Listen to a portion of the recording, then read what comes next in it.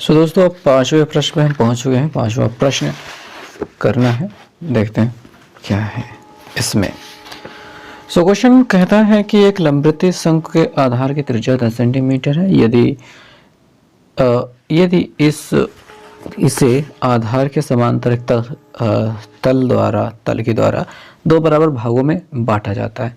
यहाँ पे देखिए, जो बराबर भाग कहने की बात ये कहना चाहते हैं वो, देखिए पहले बात तो एक शंकु बना लेते हैं, तब आपको अच्छा से क्लियर समझ में आएगा कि ये रहा आपका एक शंकु जिसके आधार की जो त्रिज्या है वो 10 है।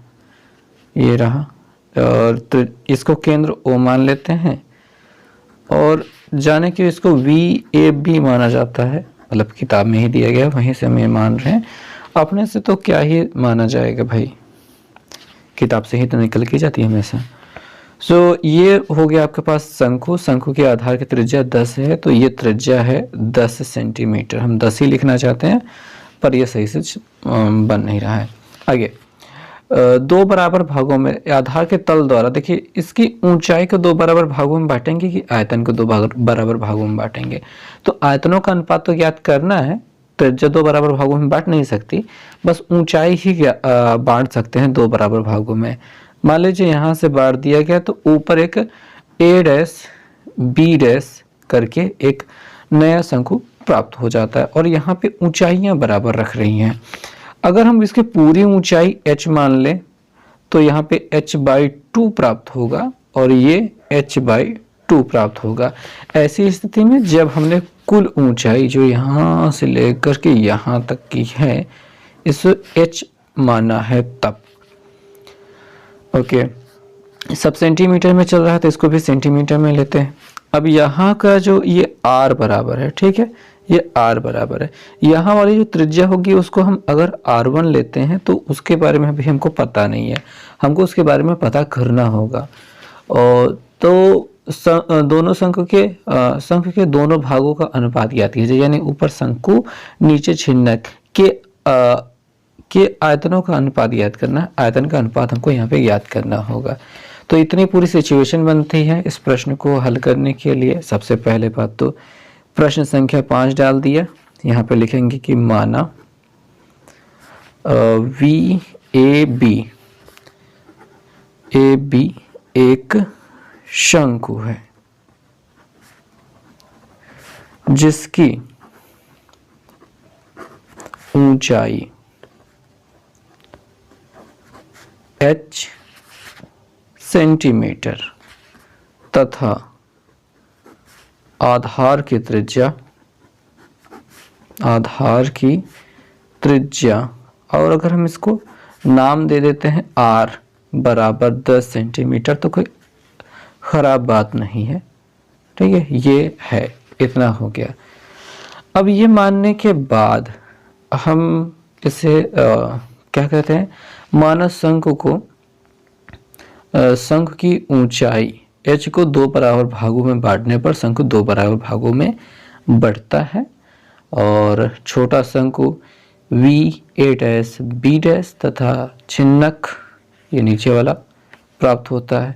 इसे ऐसे लिखा जाए या फिर ऐसे लिखते हैं, माना शंकु को दो बराबर भागों में बांटने पर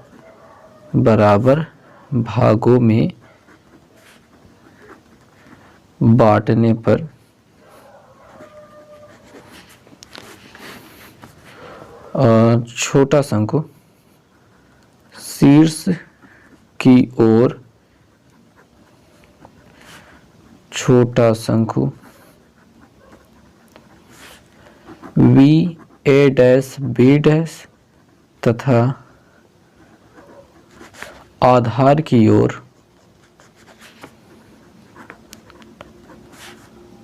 लिखना था, वोर लिख रहे हैं। छिन्नक क्या प्राप्त होता है, छिन्नक इसका नाम क्या है, A' B'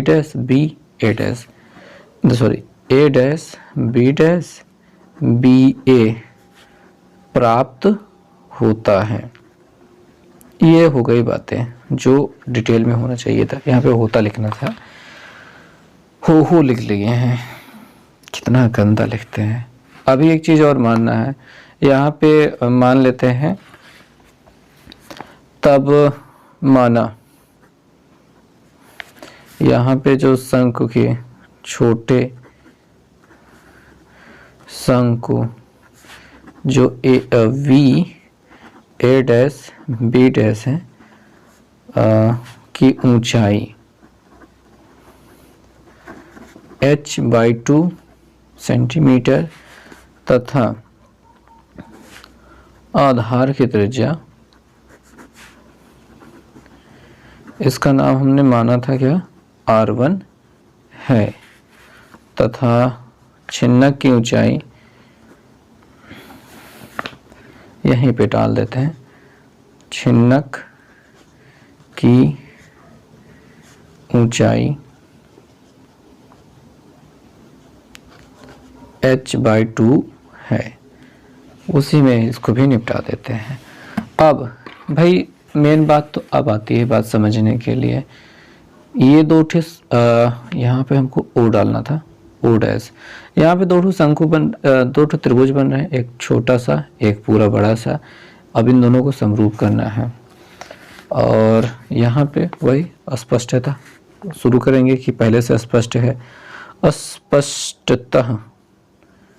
अस्पष्टता यहाँ पे दो त्रिभुज हैं, त्रिभुज V O dash B dash, V O dash B dash, ये समरूप है बड़े वाले त्रिभुज जिसका नाम है V O B, V O B. ए समरूपता लगा रहे हैं, समरूपता से क्या क्या समरूप हो रहा है वो भी तो लिख लें। यहाँ वाला जो कोण है मतलब किस वजह से समरूप हो रहा है, यहाँ वाला जो ऊपर वाला कोण है दोनों त्रिभुजों में कॉमन है, इसका नाम लिखेंगे ओ डैश, कोण O dash V B dash बराबर कोण ओ वी बी। और साथ ही साथ यहाँ पे 90 अंश है, ये 90 अंश है, ये 90 अंश है, V O dash B dash V O dash B dash, ये जो एंगल है बराबर है वी ओ बी के, जो कि 90 के बराबर है। जब ये समरूप हो जाएंगे तो इनके भुजाओं का अनुपात वी ओ डैश बटे वी ओ बराबर, इसकी त्रिज्या लेते हैं, ये है ओ डैश बी डैश बटे O B, O dash B dash बटे ओ बी। चीज़ों को रखना शुरू करते हैं। ये जो था ऊंचाई h/2 है, h/2 रखा, पूरी ऊंचाई तो h थी और इसके लिए ऊपर वाली त्रिज्या r1 थी, नीचे वाली त्रिज्या तो हमको 10 मिल चुकी है। इस h से h को काट दोगे 2 नीचे मिल जाएगा, 10 ऊपर जाएगा, 10 ऊपर गया 2 नीचे आ गया, बराबर r1 दिखाई दे रहा है, कट कर 5 आ गया, r1 बराबर आपके पास है कितना, 5 सेंटीमीटर। सो यहाँ पे जो मिल रहा है वो 5 सेंटीमीटर का है। अब करना क्या है कि हमको शंकु और छिन्नक के आयतन का अनुपात निकालना है, वही तो दोनों भागों का अनुपात है। तो यहाँ पे लिखेंगे छोटे शंकु का आयतन, देखिए भाग तो यही निकालना ना, दोनों शंकु के दोनों भागों का अनुपात ज्ञात करना है। तो छोटे शंकु का आयतन, उनके भागों के आयतन का अनुपात ज्ञात करना है। मैं बार बार यही कहना चाहता हूँ, आयतन का अनुपात ज्ञात करना है, लेकिन भागों का अनुपात करके शांत हो जाता हूँ, कभी कभी दिक्कत हो जाती है बोलने में। नीचे लिखते हैं छिन्नक का आयतन। अब इनके लिए फॉर्मूला लिख लेते हैं। शंकु का आयतन तो हो जाएगा 1/3 पाई r1 स्क्वायर h/2 अगर हम ले लेते हैं डायरेक्ट तो सही रहेगा, ठीक है। और यहाँ पे r1 की जगह पे हम रख लेते 5 तो भी सही रहेगा। तो ठीक है, बात यह है कि हमने ऊंचाई को कुछ यहाँ पे माना नहीं है, जिस वजह से ऐसा डायरेक्ट लिखना पड़ा 1/3 पाई। अब यहाँ पे इसकी ऊंचाई रख लेते हैं, पूरी ऊंचाई छिन्नक का तो h/2 ही है ऊंचाई, और उसके लिए त्रिज्या क्या काम कर रही है, r1² प्लस r², ठीक है, प्लस r1r, यही तो काम करेगी भाई। फार्मूला आपको पता है ना छिन्नक का आयतन का, तो ये वाला तो हिस्सा कट जाएगा। r1 का मान तो हमने निकाला था ये 5, वही रखेंगे, तो 5 का स्क्वायर हो गया गुणते ये h/2। अच्छा, ये h/2 भी काट दिए होते कह लिए, तो ये h/2 पूरा मिल रहा है, पूरा का पूरा कट जाएगा, कुछ छूटेगा नहीं, तो ये गुणे के निशान लगाने की ज़रूरत नहीं पड़ेगी आपको। नीचे वाला देखेंगे ये 5 का स्क्वायर है, प्लस यहाँ पे ये तो अपना r जो है वो 10 ही था, उसका स्क्वायर हो गया, और ये 5 गुणते 10 हो जाएगा। ऊपर वाला 25 हो गया, नीचे वाला ये 25 है, प्लस 10 दहम 100 है, और ये 5 दहम 50 है। नीचे वालों को जोड़ हो रहा है तो कर देना चाहिए। 25, 50, 75, 100 में जोड़ने पर 175, 25 से कटता है, 25 से कम 25, 25 चौके 100 होता है, 25 सत्ते 175, 25 सत्ते 175, तो 1/7 मिल गया। यही अनुपात हो जाएगा 1:7, जो कि इस प्रश्न का उत्तर होगा।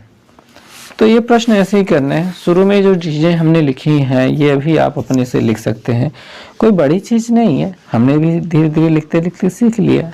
तो अगर इनमें बहुत ज़्यादा डिटेल्स आप नहीं भी लिख पाते हैं, तब पर भी छोटी मोटी चीज़ें आपको तो लिख ही लेनी होंगी। ओके, तो छोटी मोटी चीज़ें लिखने से शुरुआत कीजिए, फिर धीरे धीरे सारी चीज़ें डेवलप होती जाएंगी और बड़ी चीज़ें भी मिल जाएंगे। अब छठे सवाल, हालांकि हमने पूरी सीरीज मतलब इसको स्पेशली एक क्वेश्चन में बताया था, लेकिन अब चूंकि सीरीज पूरी ला रहे हैं तो इसको भी इसमें शामिल करते हैं।